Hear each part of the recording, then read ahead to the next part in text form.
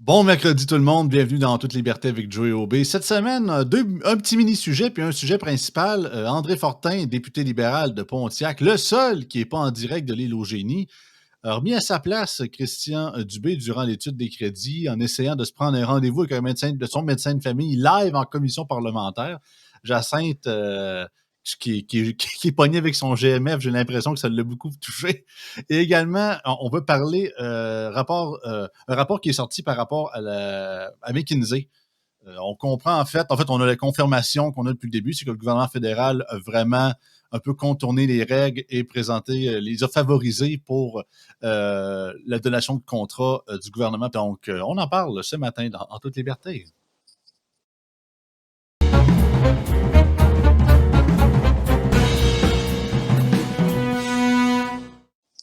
Salut Jacinthe. Allô, Joey. Ouais. Andrew Fortin. Moi, j'ai vu ça. En fait, c'est tout nouveau parce que pour ceux qui ne savent pas, on enregistre en après-midi le mardi avec Jacinthe et ça a popé il y a à peine 1 ou 2 heures. Ça a fait la une de TVA. Notre cher André Fortin, puisque présentement, c'est l'étude des crédits. Parce que bien sûr, vous le savez, le budget a été présenté une couple de semaines. Fait que durant les mois qui suivent, il y a tout le temps une étude approfondie de chaque point et détail du dit budget. Et là, on parle bien sûr du budget de la santé et Christian Dubé est en commission parlementaire. Et notre cher député André Fortin, je trouve que, faut le dire, il faut donner à César ce qui est à César, il faut donner aux libéraux quand il en passe une bonne, mais il a fait un bon saut d'éloquence, si je peux dire, en essayant de se commander un médecin via le fameux guichet d'accès, la plateforme que la CAQ essaie de présenter en fait, aux gens comme alternative à avoir un rendez-vous pour avoir de l'accès. Ben, ça donnait ceci. Et je fais rechercher.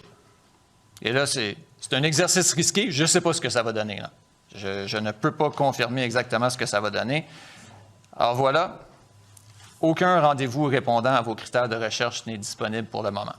Alors ça, c'est pour moi, à partir d'aujourd'hui, en avant-midi, en après-midi, en soirée, pour un rendez-vous pour un suivi avec mon médecin de famille. C'est pas anormal ce qui vient de se passer là, Monsieur le ministre. Ça arrive régulièrement. Ça arrive régulièrement. Oui, le système est dans le chenoute. Et puis ça, là, dans cet exercice-là, il nous dit qu'il n'est pas capable d'avoir un rendez-vous avec son médecin de famille. Donc, ce que j'en comprends, c'est qu'il y en a un médecin de famille. Ah oui! Imaginez les 2 millions de Québécois qui n'ont pas de médecin de famille. Imaginez ceux qui n'en ont pas, puis qui doivent passer par le système soit téléphonique, soit le système en ligne, essayer de se caser à quelque part. Puis imaginez que, bon, si c'est juste pour une otite ou pour un problème ponctuel, aller voir un médecin qui n'est pas ton médecin de famille, ça va. Mais imaginons qu'on commence à avoir un problème un peu plus chronique de santé. Imaginons que j'ai des serrements à la poitrine, on dirait que mon cœur bat plus vite, j'ai des faiblesses. On sent là, qu'il se passe quelque chose au niveau du cœur, par exemple. Donc là, c'est plus ponctuel. Je vais probablement avoir besoin de plusieurs examens de santé. Je vais probablement avoir besoin de suivi. Je vais probablement avoir besoin de référence vers un médecin spécialiste qui, lui, va envoyer les résultats. Puis tous les résultats d'analyse de laboratoire vont être envoyés à c'est qui votre médecin de famille, madame? Ah, j'en ai pas, mais j'ai vu docteur untel à telle clinique parce que j'ai réussi à me Il y a faufiler 8 puis ans. j'ai réussi à avoir un rendez-vous dans une clinique quelconque, mais qui n'a pas mon dossier de façon générale. Puis donc, oui, il y a un dossier, une espèce de dossier informatisé qui permet de centraliser les analyses de laboratoire, mais il reste que même, c'est encore plus difficile d'avoir accès à un médecin pour ceux qui n'en ont pas, de médecin de famille. Donc, là, André Fortin faisait une belle démonstration que le système ne fonctionne pas bien.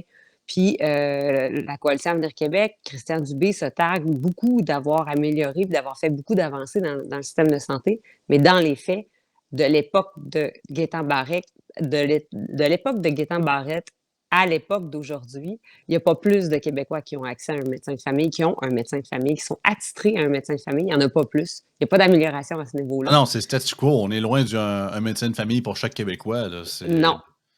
Puis, on n'est pas capable d'avoir un rendez-vous dans une clinique médicale. Bon, ça dépend des régions, vous allez dire. Là. Il y a des gens qui écrivaient aujourd'hui, je voyais que dans certaines régions, ça va bien, ça va vite. Tant mieux pour ces gens-là, mais il reste que ça crée une iniquité parce que tout le monde paie la même portion d'impôts. Tout le monde est imposé de la même manière, mais pour avoir accès aux mêmes services, les routes, les ponts, les infrastructures, les écoles et les hôpitaux et les soins de santé. Mais quand, au bout du compte, on est imposé et taxé de la même manière, et que finalement, ben, il y a un pourcentage de la population québécoise, donc à peu près 20 de la population québécoise, qui n'a pas de médecin de famille, ou celles qui ont la proportion qui a accès à un médecin de famille, finalement, n'a pas accès dans des délais acceptables, comme en fait la démonstration André Fortin. Ben, c'est franchement questionnable. Fait que bravo à André Fortin d'avoir fait cette démonstration-là. Je trouve que c'est un beau coup de génie, puis ça a fonctionné. Ça fait les manchettes aujourd'hui dans cette étude des crédits, qui est quand même un exercice souvent long et périlleux, parce que les ministres doivent répondre aux questions des oppositions sur finalement l'ensemble des crédits budgétaires qui sont affectés à leur ministère. Puis c'est des exercices souvent lourds, fastidieux, et de se faire finalement questionner de cette façon-là, c'est percutant, puis ça sort de la monotonie de ces exercices-là.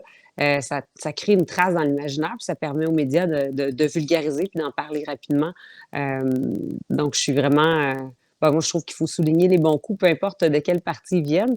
Je suis pas du genre à taper sa tête d'un seul parti. Alors, bravo Parti libéral d'avoir eu cette façon de présenter les choses bien simples, puis bien, c'était risqué aussi, parce que comme il dit, il aurait pu aussi obtenir un rendez-vous, puis son plan fonctionnait plus, mais il y avait sûrement assez de citoyens qui lui avaient porté à son attention le fait que ça fonctionnait rarement, ou c'était très souvent problématique, le système, pour qu'ils prennent la chance de le faire, la démonstration.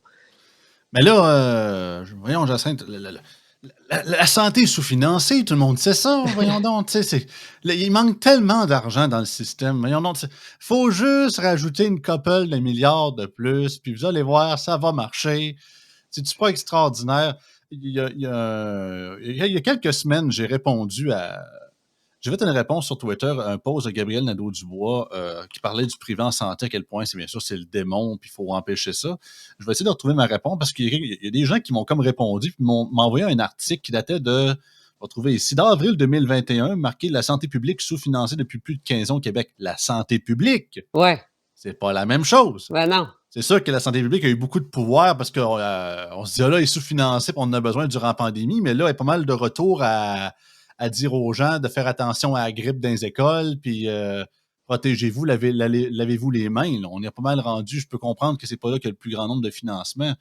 Puis la réponse, je vais la retrouver ici. J'avais refait le repost. De toute façon, quand on parle de santé publique, hein, on parle de tous les programmes de cessation du tabagisme, par exemple. Ça, c'est de la santé publique. Les programmes de vaccination, de promotion de la vaccination, les programmes de manger. À un moment donné, il y avait une époque là, où on nous disait là, qu'il fallait manger 5 à 10 portions de fruits et légumes par jour. Donc, toutes ces campagnes de promotion-là, c'est des campagnes qui sont dans le département de la santé publique. Et c'est vrai que C'est correct qu'il existe, là. Oui, oui. Ouais. Puis c'est vrai qu'on ne met pas beaucoup d'argent en santé publique. Et dans la santé publique, il y a un volet promotion de la santé. Et c'est vrai que pour chaque dollar qu'on investit en promotion de la santé, les meilleurs systèmes de santé dans le monde ont fait la démonstration que quand on investit plus en promotion de la santé, on a une population plus en santé et ça coûte moins cher. Ça coûte moins cher de mettre un dollar dans la promotion de la santé que mettre un dollar dans le curatif. Cela étant dit, il faut qu'on ait un système de santé publique qui soit aussi performant. Et en ce sens-là, il faut s'intéresser aux causes des maladies chroniques, il faut s'intéresser vraiment à ce qui cause le diabète, le cholestérol, l'hypertension, et il faut vraiment avoir des programmes qui sont axés là-dessus. C'est ce que fait notamment, c'est ce que fait pendant des années le programme d'arrêt du tabagisme, c'est de viser la réduction de certaines maladies chroniques. Mais oui, je te laisse. J'imagine que tu as trouvé ton. Oui, ben c'est ça. C'est drôle parce que tu parles de... C'est drôle que tu amènes le point de la santé parce que j'étais curieux d'entendre, peut-être que tu l'as pas entendu, mais le maire de Québec, Bruno Marchand, a découvert que la ville de Québec pourrait affecter la santé de ses citoyens en parlant des villes sans voiture, puis dans les quartiers que les gens ne peuvent uniquement marcher ou prendre du vélo, ben ça force les gens à être plus actifs. Donc, il a dit, ça je paraphrase ici, semble-t-il que grâce à l'administration de la ville de Québec, il y a des citoyens, en les forçant à ne pas prendre leur char, pourront vivre 20 ans de plus. Et Oui, j'invente quasiment pas la j'ai nouvelle. non, non, j'ai bien entendu, ça m'a fait bien rire parce que vous savez, j'ai siégé au conseil d'administration de l'Association pour la santé publique du Québec. Ah, Donc c'est un domaine que j'ai dans lequel j'ai travaillé pendant quelques années, la santé publique, et ça me fait bien rire parce que il est vrai que si on a des villes, heu, il est vrai que les villes peuvent avoir une influence, une incidence sur la santé d'une population, mais il est complètement exagéré de dire qu'on pourrait vivre 20 ans de plus si les villes, avaient des budgets de santé publique, par exemple.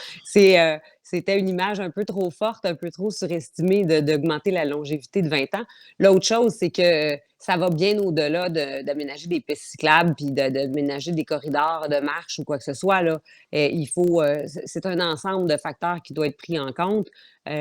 Puis j'oserais avancer qu'une ville qui brûle ses déchets dans un incinérateur en plein quartier densément peuplé, et dont les contaminants qui sont brûlés et qui sont à la sortie de la cheminée ne sont même pas mesurés en continu. Parce que c'est ça, là, à Québec. Nos contaminants qui sortent de notre incinérateur à Québec, de nos cheminées, ne sont pas mesurés de façon continue.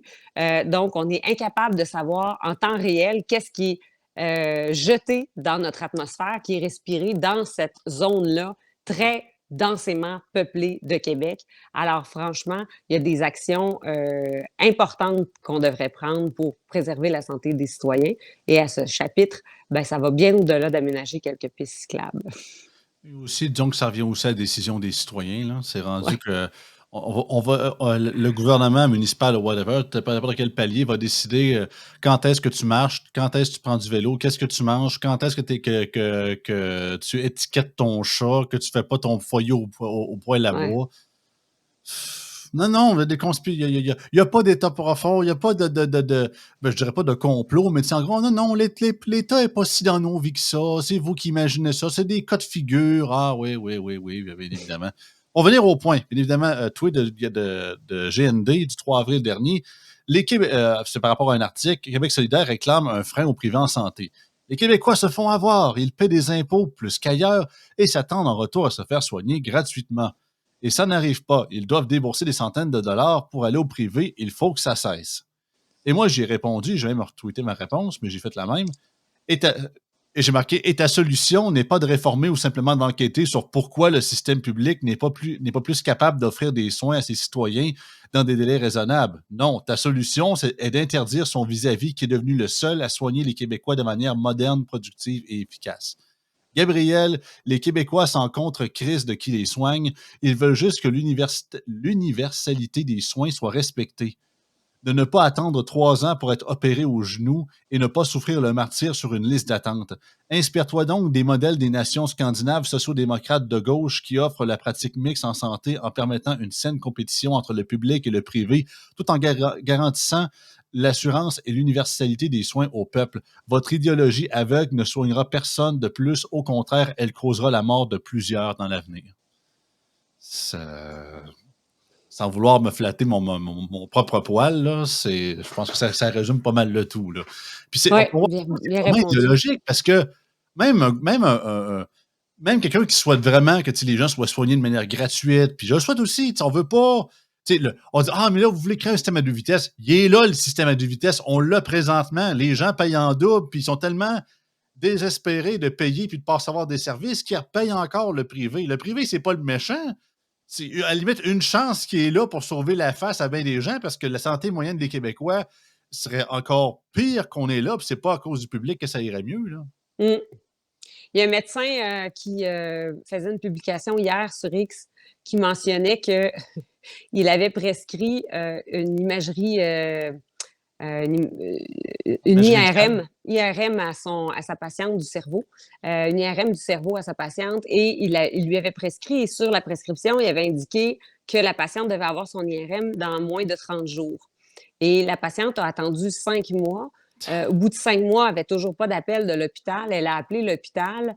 L'hôpital a dit, elle dit, mais mon médecin a écrit qu'il fallait que je sois vue dans moins de 30 jours. Ça fait 5 mois que j'attends.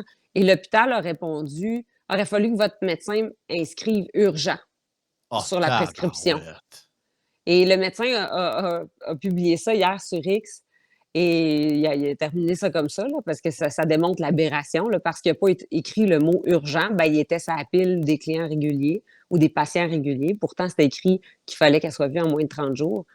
Le système, il est brisé partout, partout, partout. Tu sais, c'est un petit exemple, mais si on additionne l'ensemble des exemples de chaque patient, on n'est même pas en mesure de dire le problème, il est là.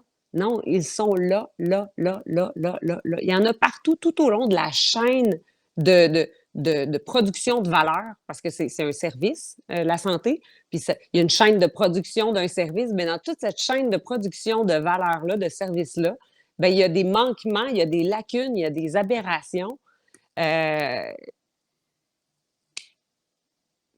le privé, lui, laisse pas se rendre à ces dérapages-là. Parce que quand on dit pourquoi qu'au privé, ça va bien, ben, c'est parce qu'au privé, il y a un objectif de rentabiliser la clinique, de rentabiliser le service, parce que c'est une business. Alors, pour être rentable, on n'a pas le choix d'éliminer les gaspillages au fur et à mesure qu'ils se font. Et dans une chaîne de production de valeur ou d'un bien, qu'on construise un objet ou qu'on livre des services, il y a une chaîne d'actions humaines qui sont faites par les travailleurs pour en arriver à produire le bien ou rendre le service. Et dans cette chaîne de production-là, bien, quand on veut être une entreprise rentable, on élimine les gaspillages de temps, les gaspillages financiers qu'il y a dans notre chaîne pour s'assurer que ce soit optimisé. Et ça se fait pas dans le public. Il y a eu plein d'initiatives pour rendre les services plus lean. Là. Il y a eu beaucoup. Moi-même, j'ai été formée comme gestionnaire là, dans un hôpital.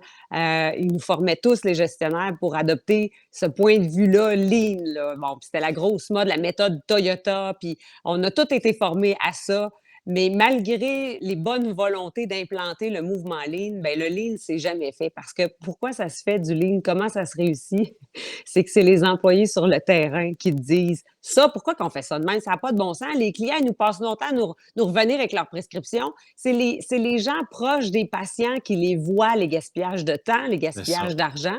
Mais dans la hiérarchie du réseau de la santé, bien, plus tu es haut, plus tu te penses bien bon, puis tu es bien payé, puis tu es grassement payé. Je vous garantis, les salaires sont très bien, très, très bien dans le réseau de la santé. On est grassement payé et là, ben, on n'écoute pas la base parce que la base, on la regarde de haut. Puis je sais que je ne vais pas me faire des amis là, en ce moment, là, mais j'ai passé dans assez d'établissements de la santé et j'ai été dans toutes les couches de la hiérarchie. Et je vous garantis que plus tu montes, plus les oreilles se ferment, les yeux se ferment. On ne veut pas être à l'écoute des gens sur le terrain. Fait qu'il ne s'en fait pas du vrai lean. On se fait former, on forme les gestionnaires, puis il ne s'en fait pas. Hey, Formaté, je dirais même plus. C'est quasiment programmé. Ah non, tu as absolument raison. C'est comme si tu es en haut de ta tour, puis tu n'arrêtes pas de lancer des vidanges par-dessus ta balustrade, puis là, puis le monde en bas, voyons, il y a des vidanges qui tombent du ciel, puis ça sent mauvais, puis là, tu montes en haut, ça n'a pas de bon sens, qu'est-ce qu'on fait en bas? Ouais. Il n'y a pas de problème. En haut de ma tour, ça ne sent pas mauvais pantoute. Ça va numéro 1, tu sais. Ouais. C'est comme ce que j'ai dit, parce qu'il y a eu des commentaires à mon post disant « Oh non, tu sais, moi, je ne m'en crève pas. Il faut qu'on cesse la marchandisation des soins de santé puis réinvestir dans les soins publics comme si on ne le ferait pas déjà. » Et moi, j'ai répondu « Si tu penses vraiment qu'au Québec, en 2024, que la solution au système de santé publique, c'est plus d'argent, s'il te plaît, va consulter. Oh non. PS, 61,9 milliards de dollars par année, 1,190 milliards par semaine, 41,9 % du budget complet de la province. I rest my case. » Sérieusement, là, qu'est-ce que vous voulez de plus? Là? Le cash vous saute par les oreilles. Là. Ouais. Oh, et puis, tu sais, je me comme dans l'annonce, là, si ça existait, on le saurait. Si ça existerait, on l'aurait. Ben, je pense que c'est un peu ça. Là. Oui, puis je me fais encore mettre au défi, là, souvent dans les médias, quand je parle de couper le gaspillage, on me regarde de façon incrédule, comme si je dis des grossièretés, là, mais je vous dis qu'il y en a du gaspillage. Par exemple, là, dans le réseau de la santé notamment, là, on passe notre temps à entendre qu'il manque d'agentes administratives, puis ça prendrait plus d'agentes administratives, puis on s'arrache les agentes administratives. Mais à un moment donné, moi, je l'ai dit souvent, là, je ne me faisais pas tellement toujours apprécier, mais en fait, souvent, par en arrière, je recevais beaucoup de textos d'appui de cadres qui disaient « Ah, une chance que tu as posé cette question-là, ton commentaire était pertinent. » Mais les gens en façade restent dociles et restent dans le droit chemin de la direction générale. Mais à un moment donné, il faut regarder aussi qu'est-ce qu'ils font nos agentes administratives. Est-ce qu'il y a moyen de les libérer de tâches? Est-ce qu'il y a moyen de simplifier leur travail pour qu'ils puissent en faire plus? Plutôt que de dire, faut ajouter des agentes administratives, il faut peut-être les libérer de certaines tâches qu'elles font qui sont pas nécessairement à valeur ajoutée ou qui sont nécessairement utiles ou créatrices de richesse dans le système, là, tu sais. Mais ça, c'est un langage qui... non, ça prend de l'argent parce qu'il faut embaucher plus de monde. Ça prend de l'argent, il faut embaucher plus de monde. Comme Et tu c'est l'as la dit, même chose avec c'est la même chose avec certaines de nos professionnels, des travailleuses sociales, des infirmières qui font des tâches de façon non optimisée et qui ont un caseload qu'on appelle, mais qui ont une charge de cas, qui ont par exemple des gens qui font des soins à domicile ou des travailleuses sociales qui se déplacent à domicile. Elles ont des charges de cas de temps de clients ou de temps de patients. Et puis finalement, elles pourraient en voir plus si elles n'étaient pas contraintes dans une espèce de carcan qui les oblige à retourner au bureau, remplir le petit formulaire, puis remplir le rapport sur ce qu'elles viennent de faire chez le client X, puis chez le client Y, puis remplir le retourner au rapport bureau. du Puis formulaire du c'est rapport. ça, c'est ça. Mais C'est. M'a dit, comme tu l'as déjà dit, Jacinthe, hein, ça nous prend des fonctionnaires pour faire fonctionner le fonctionnement. oui. Ça, je me rappellerai toujours à quel point ça m'a resté dans la tête. Ah, absolument. Deuxième sujet, puis écoute, on va quand même Oui, en parler avant de terminer oui. l'épisode d'aujourd'hui. Je vais partager ça à l'écran. Article de Radio-Canada. Oui, c'est un Euh, article qui a été écrit par Romain Chouet puis Thomas Gerbet, nos deux journalistes qui continuent de se salir les bottes de travail en faisant leur travail de journaliste. Deux journalistes qui sont fort appréciés de nos auditeurs, j'en suis convaincue. Donc, forte impression de favoritisme d'Ottawa envers McKinsey, conclut un rapport. C'est un rapport qui a été déposé lundi cette semaine par l'Ombudsman fédéral aux approvisionnements, donc du bureau de l'Ombudsman de l'approvisionnement, donc au fédéral, qui constate que les octrois de contrats donnent une forte impression de favoritisme à l'égard de la firme McKinsey, ce qui constitue une menace grave à l'équité. Donc, je suis allée consulter le rapport dont il est question dans cet article-là. Ce que ça dit, c'est que l'ombudsman Alexander, j'espère que je ne massacrerai pas son nom de famille, Ovechkin. Jeglick. Jeglick. C'est pas compliqué, mais je pourrais quand même être en train de le massacrer, alors toutes mes excuses si je le fais. A examiné 10 ministères et agences fédérales dans le but de déterminer si les contrats attribués à McKinsey ces dernières années avaient été établis dans le respect des règles et des lois. Donc, c'est le gouvernement Trudeau qui avait mandaté l'organisme de surveillance de faire la lumière sur la hausse des montants versés à McKinsey, suite à une série d'articles qui avaient été écrits notamment par Thomas Gerbet, justement, sur les irrégularités qui semblaient être observées à l'égard de la firme McKinsey. En fait, ça confirme ce que tout le monde se doute depuis quasiment 1 an et demi. C'est Ouais. que là, on l'a au moins sur papier, puis un rapport professionnel a vraiment confirmé nos dires. Puis que c'est ça, c'est qu'il y a eu du copinage à travers de tout ça, puis il y a eu des avantages et qu'il y a eu du contournement de règles pour cette compagnie-là. Ce qui rajoute un autre scandale sur l'énorme pile que le gouvernement Trudeau fédéral a sur son dos. C'est pas à dire, parce que c'est un peu comme dans tout, hein. À force d'en avoir tout le temps, puis de voir de quoi de récurrent, puis là, je parle de scandale ici, c'est rendu qu'ils perdent de leur pouvoir. Un gouvernement qui serait impeccable, puis qui aurait un méga scandale ou deux dans sa carrière, Ouais. on s'en souviendrait, le scandale des commandites, puis de ci, de ça. Mais là, c'est quasiment pas toutes les semaines, mais vous comprenez ce que je veux dire? Il y en a tellement que c'est rendu que, un autre. On s'en doute pas. Là, OK, c'est business as usual quasiment. Là. Oui. Et ça dit que l'influence de McKinsey a été, bien sûr, au cœur d'une controverse politique, puisque la firme a longtemps été dirigée par Dominic Barton, proche de Justin Trudeau, avant qu'il ne soit nommé ambassadeur du Canada en Chine par le premier ministre. Et Dominic Barton a également cofondé le groupe de pression intitulé Initiative du siècle, qui promeut une immigration massive au Canada. Même si Ottawa a mis en place des cibles d'immigration allant dans le sens de l'initiative du siècle, le gouvernement Trudeau s'est également défendu de partager ce modèle. Donc, tout est dans tout. Ouais. Écoute, je suis vraiment surpris, bien évidemment, aucunement. Là. Mais est-ce qu'au moins, parce que c'est ça, là, on a le rapport, mais là, il va falloir agir, bien évidemment. Là. Autant on peut dire qu'on est plus du côté idéologique de Pierre Poilievre, mais bien évidemment que si, d'ici la prochaine élection fédérale, il rentre au pouvoir, il va falloir qu'il fasse les modifications ou qu'il mette des nouvelles, je dirais pas des barrières, mais des nouvelles mesures en place pour que ce genre de truc-là n'arrive plus. Là, vous allez partir à rire. Ha, ha, ha, Joey, voyons non. Les conservateurs, ils vont peut-être moins pire que Trudeau, mais bien sûr, il va sûrement avoir du favoritisme puis du lobbyisme. Puis je le sais, on n'est pas dans un monde parfait.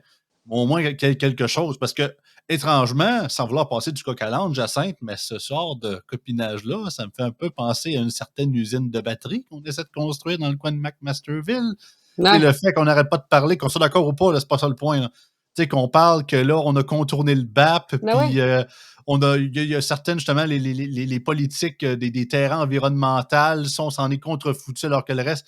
T'sais, on a vraiment mis ça sur le fast track, comme on dit en bon québécois, en contournant. Même, il y avait eu des articles, je crois, dans les dernières semaines, de fonctionnaires qui travaillaient au ministère de l'Environnement du Québec qui disaient que, écoutez, on nous a passé par-dessus la tête sans nous consulter, puis il y a vraiment eu une question de deal de coin de table, si je peux appeler ça comme ça, là, que ça a passé ultra rapidement. Puis, tu sais, je peux comprendre aussi, comme on dit, aussi qu'il y a de l'homme, il y a de l'hommerie, là. Je peux comprendre que tu es vraiment content d'une idée, tu te dis, si on ne le fait pas maintenant, puis on laisse la bureaucratie faire son œuvre, ça va tuer l'idée dans l'œuf, puis ça va être contre-productif. Je comprends qu'on n'est pas dans un monde parfait où c'est que tout, on pourrait tout faire. Mais là, c'est que c'est ça, c'est que d'un, ça encourage à le faire pour plein d'autres sujets, puis aussi, tu te dis, ben là, la limite est rendue où, là? Parce que là, on ne peut pas faire du deux pas deux mesures, que quand c'est nous autres qui le dit, ça passe en première vitesse, puis tout le reste passe en trois quarts de vitesse, là. C'est pas même que ça marche, là. Non, puis ton parallèle est intéressant avec l'usine de batterie parce que justement, si on se met à, d'ailleurs, attends, ça se bouscule dans ma tête, il y a trop de choses. Aujourd'hui, je lisais que Pierre Fitzgibbon a dit que ça serait la seule usine de batterie finalement, que finalement, il fallait diversifier notre portefeuille d'investissement, puis que ça serait la seule usine de batterie. Alors, c'est encore plus questionnable. Ça, ben moi, je trouve ça pas questionnable qu'on arrête de donner des milliards aux entreprises pour qu'elles viennent faire des usines de batterie au Québec. Là. Je suis d'accord qu'on arrête d'investir des milliards dans des entreprises étrangères qui viennent finalement faire des usines de batterie ici, mais c'est quand même encore plus questionnant de savoir qu'on a changé les règles pour faire venir une entreprise qui, quelques mois plus tard, on apprend que ça va être la seule. Donc, sur quels critères on a choisi cette entreprise-là plutôt qu'une autre? Est-ce qu'on a choisi l'entreprise qui avait les meilleures, les avenues les plus prometteuses en termes de développement de batteries du futur? Parce que si c'est la seule, je veux que ça soit la meilleure. Je veux que ça soit dans le top 3. Je veux que ça soit la meilleure ou dans le top 3 des usines qui ont l'avenir le plus prometteur en termes de développement technologique d'une batterie du futur. Et à mon sens, je ne suis pas certaine qu'on a la meilleure. C'est les batteries solides, le futur. En termes de batterie, là, c'est les batteries à combustible et les batteries solides. Alors aujourd'hui, on apprenait que finalement, ça sera la seule entreprise qui va s'installer au Québec pour fabriquer des batteries. Alors, on a contourné des règles ou on a aménagé des règles pour favoriser l'installation de cette entreprise-là. Est-ce qu'on savait à ce moment-là que ce serait la seule qui viendrait s'installer ici puis qu'on ne permettrait pas d'autres installations d'usines de batterie? On ne permettra pas la saine concurrence entre différentes entreprises? Moi, je suis zéro surpris. Moi, ça m'a fait rire, cette nouvelle-là. Finalement, il n'y a personne d'autre qui va venir, j'espère, parce que autant que personnellement, c'est ça, comme on en a parlé souvent dans le podcast aussi, que, tu sais, justement, comme tu dis, la technologie, c'est pas nécessairement la plus up-to-date, puis c'est beaucoup poussé pour suivre un narratif, puis ça a l'air un peu louche la manière qu'ils ont choisi l'entreprise internationale, puis ont mis foutrement de l'argent là-dedans. Mais là, après le backlash médiatique qu'il y a eu de ça, puis que là, les manifestants Greenpeace, puis les pics d'acier dans les arbres sur le terrain de Nordvolt, puis je suis aucunement surpris qu'il n'y a pas d'autres entreprises extérieures qui ont le goût de venir ici de faire des batteries. Là. Oubliez ça. Là. Ils voient ce qui se passe avec Norvolt. L'usine n'est même pas. Ils n'ont même pas créé une seule batterie encore. L'usine n'est même pas commencé à être construite. Le salage n'est même pas fait. Puis regardez tout ce qui se passe. C'est zéro. Au contraire, ça fait effet négatif. Ça fait fuir l'investissement étranger, encore plus les gens qui veulent s'investir là-dedans. Fait que c'est 1 + 1 = 2 dans ma tête, là. Puis regarde, au moins, il y a eu c'est un peu, mais regarde, il le dira jamais, mais c'est un peu. Je pense que cette déclaration-là, c'est un peu une déclaration d'échec de la part de Fitzgibbon, sans le dire, si on lit entre les lignes. Mhm. Reste à voir, bien sûr, parce que, bien évidemment, peu importe la quantité d'écologistes qui vont s'attacher aux arbres, l'usine, elle va se construire pareil. Là. Je pense pas qu'on va, à moins d'un rebond. Je pense pas que le gouvernement irait jusque-là, mais je pense pas qu'il y aura un arrêt total puis une cancellation du contrat. Elle va se construire pareil. L'usine, on va l'avoir à McMasterville pareil, mais c'est ça, l'engouement ou du moins la vision d'avenir et le côté moderne de ce projet-là est complètement dans ma tête capote, là, du moins aux yeux de beaucoup de personnes. Là. Mais ils n'appellent pas ça la vallée de la batterie, cette zone d'innovation-là. Là. Comment tu peux avoir une vallée de la batterie avec une usine de batterie, une entreprise de batterie? La vallée de la batterie. On a une entreprise qui fait des batteries. Ça, excusez-moi, là, je suis désolé, là. Il y en a beaucoup qui m'aiment pas depuis que je fais ces déclarations-là, mais ça, c'est domien, là. Je suis désolé, là. Tu sais, l'ordre de la vallée de la. Tu sais, Silicon Valley, c'est devenu le même parce que justement, il y a eu une progression, mais c'est pas à partir de la première usine qui commençait à l'appeler. Tu sais, on l'a pas nommé en commençant, là. C'est comme le mérite quand t'es leader, là, ça me rappelle une citation de la série Camelot. Il dit on ne devient pas chef parce qu'on le mérite, on devient chef par concours de circonstances, on le mérite après. Fait que c'est un peu le même principe, un endroit en question porte son nom suite aux actions qu'il y a, pas avant. Tu peux pas appeler une région la vallée de la batterie alors qu'il n'y a même pas une Simonac de batterie qui a été créée dans la dite vallée. C'est un peu mettre, comme on dit, la charrette devant les bœufs. Là. Ben, je vais m'acheter un terrain dans le comté de Portneuf, puis je vais commencer à planter une dizaine de vignes. Je vais appeler ça le vignoble. Je vais appeler ça mon vignoble. Ben, tu pourrais faire quelque chose avec la biothermie que tu parlais de. Je cherche la biothermie, je cherche le nom officiel. Là. Voyons. C'est-tu la géothermie? Ce que tu avais parlé la biomasse. La biomasse. Ben oui. C'est ça. Tu pourrais faire une région, c'est la vallée de la biomasse. Oui. C'est quelque chose, pareil. Écoute, je sais pas si tu avais un dernier mot final également. Ben, je vais juste préciser qu'est-ce qui a été trouvé, là, mais les observations qui ont été faites là, sont divisées en 4 points. Donc, il y a eu des changements de stratégie d'approvisionnement pour permettre la participation de McKinsey. Il y a eu des manquements non approuvés aux méthodes d'approvisionnement obligatoires pour attribuer des contrats à McKinsey. Il n'y a eu aucune estimation des coûts établis par les ministères avant d'entamer des discussions avec McKinsey. Et la réévaluation indue des offres de manière à ce que McKinsey soit finalement le seul soumissionnaire conforme et que l'entreprise obtienne le contrat. Je pense que je peux me tromper, c'était 2 personnes en plus dans ce cas. C'est quoi? C'est 2, 3, 4 personnes. En tout cas, c'est un groupe très réduit, cette dite compagnie-là, qui vivait dans un genre de cottage dans l'Ontario, dans un sous-sol. Là. Non, ça, c'est pas McKinsey, ça. Non, c'est vrai, t'as raison. Ça, c'est les gens d'Arrive-Can. Arrive-Can, t'as bien raison. Ouais. T'as bien raison, je mélange les deux. Non, McKinsey, c'est gros. C'est gros. Ils sont partout dans le monde. Il y en a tellement de scandales que c'est rendu, je les mélange tellement il y a des histoires, ça n'a juste plus d'allure. Oh, Seigneur. En tout cas, on n'en finira plus. Mais bon, ce rapport-là est quand même sorti la semaine où la veille du budget fédéral. Donc, ça va être éclipsé dans le temps de le dire, cette histoire-là, parce qu'on va se concentrer sur le budget fédéral puis le pont de l'île d'Orléans. Donc, je ne suis pas certaine que ça va prendre grande ampleur, mais ça confirme tout de même les doutes et les perceptions qu'il y avait à l'époque. Parce que c'est depuis 2011 là, que les contrats sont attribués à McKinsey, mais c'est depuis 2019 que ça s'est largement intensifié, l'attribution des contrats à cette firme-là. Okay. Voilà. Ça fait pas... en tout cas, ça donne raison à plusieurs personnes qui avaient des suspicions par rapport à cette compagnie de relations publiques-là. Puis Claire Sanson avait l'air folle un peu durant les rares questions qu'elle pouvait poser à la SNAT à Geneviève, la filibuster Guilbeault, mais finalement, c'est ça. C'est drôle, hein? Moi, c'est ça qui souvent qui fait plus frustrer les gens plus de notre côté de l'échiquier politique, puis on va finir là-dessus. C'est que justement, on a peut-être, mettons, je dirais pas de retard, mais on a peut-être. Le problème, c'est pas qu'on est en retard, sa nouvelle, c'est que souvent on est trop d'avance. Ouais. On dit de quoi, puis un an et demi, 2 ans plus tard, l'actualité nous donne raison, mais personne ne s'excuse. Personne ne se souvient même qu'ils ont dit l'inverse il y a 2 ans avant. Ouais. Nous donne de crédit, puis ça passe dans le beurre, puis c'est un peu frustrant pareil, parce que, tu sais, on est tellement target, puis c'est pas pour vouloir nous flatter sur notre épaule plus qu'il faut, mais on est tellement target sur plein de trucs par rapport aux suspicions, puis hey, vous devez faire attention à ça, puis ça, c'est louche, puis oh non, c'est correct, c'est du bon monde, puis de ci, puis de ça, puis c'est...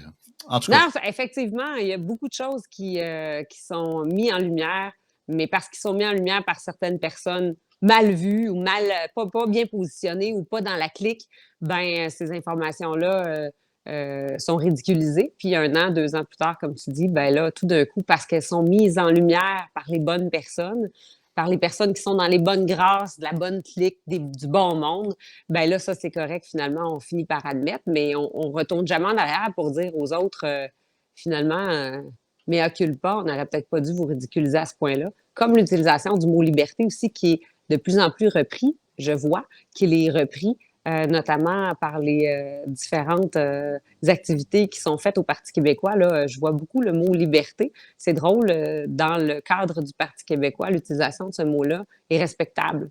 Mais quand c'était utilisé par d'autres partis politiques, ben là, c'était moins respectable. Je trouve ça, c'est une géométrie à 2 variables. C'est assez préoccupant. ouais, donc c'est ça, des péquistes qui parlent de liberté, c'est comme, c'est pas, mettons, des mots qui se mélangent pas, c'est comme, mettons, républicain gay, là, tu sais, c'est comme ça. On voit ça moins, on entend ça moins souvent. Mais en tout cas, les rares fois que j'ai entendu parler de liberté, c'est majoritairement pour parler de la liberté de l'État à faire ce qu'il veut, et non pas des Non, non, citoyens. mais moi, j'ai vu des activités du parti là, où il y avait le mot liberté dans Ah, ben regarde, dans leur bon, publication. si on commençait à entendre Puis, notre discours, bonne affaire. Je vais leur donner. Fait ouais, que, ben, il y a la liberté d'un peuple collectif, puis il y a la liberté individuelle. Puis là, ben, ah, je me rends compte que on dirait une que étape à la fois. c'est ça. Yes, sir. Vous- Merci, Jacinthe. Fait que, on se bonne revoit la semaine semaine. prochaine. Yes, bye bye.